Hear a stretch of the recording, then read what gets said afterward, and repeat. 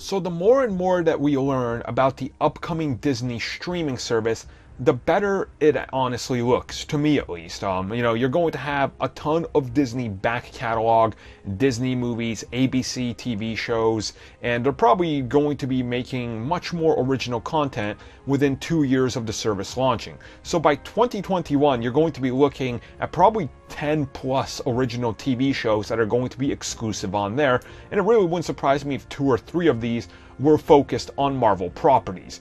Maybe live action, maybe an exclusive cartoon and something else, maybe even made for the streaming service, original movies. But what's interesting is that a lot of people have kind of turned on this before it's ever launched.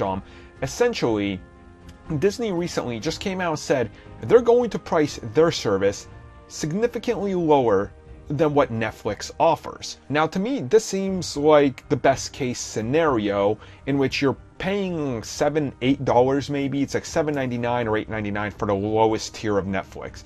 If they price it like that and they're offering all this content as their exclusive service, they can get you in. Now, I know a lot of people are saying, well, there's too many streaming services on there. I'm not going to pick up the service, or I'm not dropping Netflix because I like the shows on there. And that's granted, that's great, because I feel you. I completely understand what you're saying.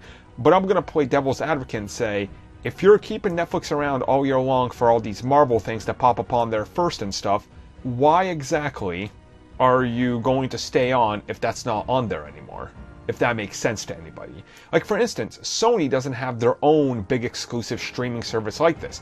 So I could easily see Sony coming on board and sharing some sort of content, definitely like Spider-Man and the Marvel movies, over to Disney as part of some sort of agreement, and this would honestly make the most amount of sense. So have a little bit more content on there.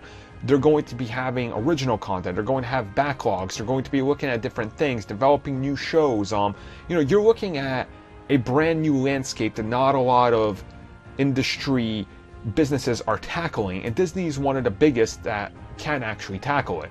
And at the same time, actually a little bit earlier than that, probably predating it by 9 months, maybe a year max, we're going to have the Warner Brothers service. That's going to offer exclusive content as well. Titans, for example, is going to be exclusive on there. This is just the wave of the future, and when you look at the brands, this is kind of the way it has to go. I mean, I'm not saying it's good, but is there really an alternative?